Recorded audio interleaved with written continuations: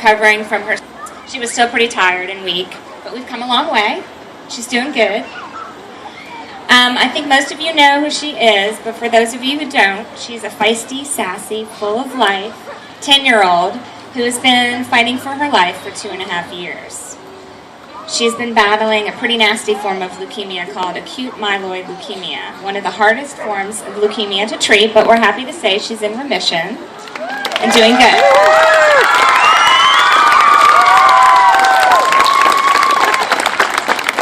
But I was going to tell a little bit of her story real quick. I know you guys want to walk. So, when she was diagnosed in 2011, her chances of survival were 60%.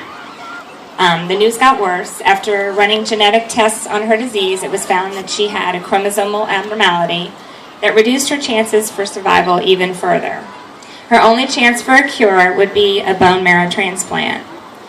She was in the hospital for 6 months, received very heavy chemo, which destroyed her immune system. She contracted a virus, became too sick to even have her transplant, and we knew without it she wouldn't survive. During this extended hospital stay, she endured more than most people ever had to deal with in their lifetime. Pain, fever, nausea, a visit to the ICU, 5 bone marrow biopsies, 2 spinal taps, 2 lungoscopies, 4 PICC line replacements, and too many scans, ultrasounds, x-rays, transfusions, and medicines to count. But finally, slowly but surely, she recovered from her illness and became strong enough for her transplant. She had her first bone marrow transplant on September 1st. It all went well. She was active again, swimming in the pool, playing with her friends, finally a kid again. But unfortunately, 7 months later, she relapsed. And so, part 2 of our journey began. Back to the hospital for more chemo and preparation once again for another bone marrow transplant. Her second transplant was August 3rd, 2012. So here we are. After 2 transplants, she once again is getting her life back. She's back at school, taking art classes, ballet, sleepovers, birthday parties. She's a normal kid again.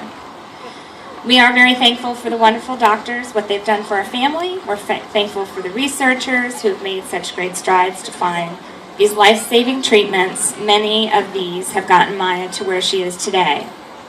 And we are so thankful to all of you who are out there busting your butts every day in the cold, the heat, the rain, the snow to help raise money to help fund these researchers and doctors.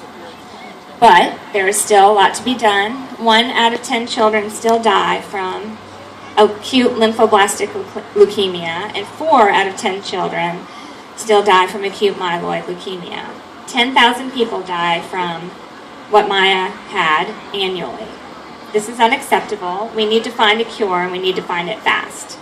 The Leukemia Lymphoma Society is working really hard to do just that. So thank you to the Leukemia Lymphoma Society for all they are doing for our families and so many other people who are fighting blood cancers. Thank you, each and every one of you, for all you are doing.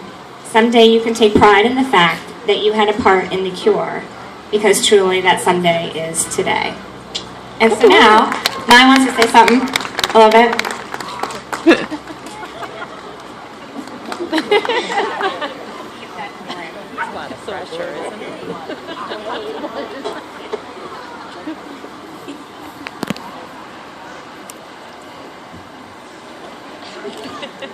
Hello.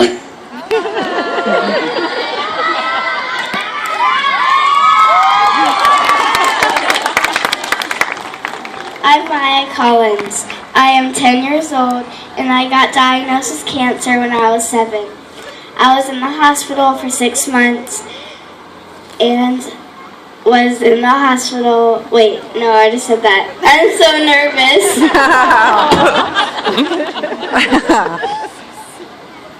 I had a transplant. Stop laughing.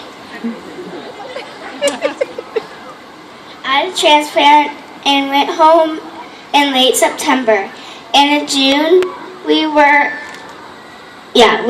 going on a Make-A-Wish trip to Atlantis in the Bahamas. My cancer came back, and I finally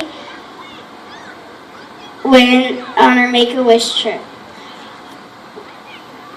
We went swimming with the dolphins and the sharks and the stingrays. I said to myself, it's about time. Thank you all and have a nice walk. Yay!